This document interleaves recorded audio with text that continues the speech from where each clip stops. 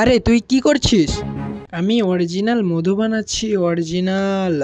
কে বিশ্বাস করবে এটা তোর অরিজিনাল মধু? তুই তো রসগোল্লার রস লাগিয়ে নিয়ে যাচ্ছিস। এই যে চাকটা দেখছিস, এটা দেখে সবাই মনে করবে এটা অরিজিনাল মধু। দেখবি এটা অনেক দামে বেচবো। দে আরো একটু ভালো করে লাগিয়ে দে। যদি ধরা পড়িস তাহলে তোকে অনেক মার খেতে হবে। আরে কিছু হবে না, এখন সব কাছে 2 নম্বরই চলছে। তোর এই রসগোল্লা এত দামে বিক্রি হবে না যত টাকায় আমি এই মধু বিক্রি করব।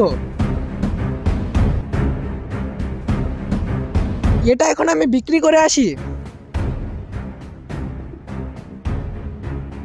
ভাই চেক করে নাও, এটা টাটকা মধু, এখনই গাছ থেকে ভেঙে এনেছি। আসসালামু আলাইকুম চাচা। ওয়ালাইকুম আসসালাম। আমি এই মধু বিক্রি করব। আমার কাছে আগে থেকে অনেক মধু আছে, তারপরেও এও মধু বিক্রি করতে এসেছে। এমন মধু নেই তোমার কাছে যেমনটা আমি এনেছি। এই দেখো চাক সহ। এই দেখ, এটা হলো অরিজিনাল মধু। জানি না তুই কোথা থেকে নকল মধু নিয়ে আসিস, নেব না তোর মধু। এই নে। কি হয়েছে ভাই? 5 বছর থেকে আমি তোমাকে মধু দিচ্ছি, আর আজ তুমি আমার উপর সন্দেহ করছো? আরে চাচা, হতে পারে তোমার মধু 1 নম্বর, কিন্তু চাক সহ প্রমাণ তো নেই তোমার কাছে। দেখি তোমার মধু একটু চেখে দেখি। এটা আবার কিরকম মধু? আমার মধু তো তোমার কাছে কিরকমই লাগবে, কারণ তুমি কি কখনো অরিজিনাল মধু চেখে দেখেছো? চাচা, তোমার কাছেও আমার মধু 2 নম্বর লাগছে। ঠিক আছে, তোমার নিতে হবে না, আমি চলে যাচ্ছি। দাঁড়া, আমার কথাটা তো শোন। মাফ করো ভাই, আজ তোমার মধু নেব না।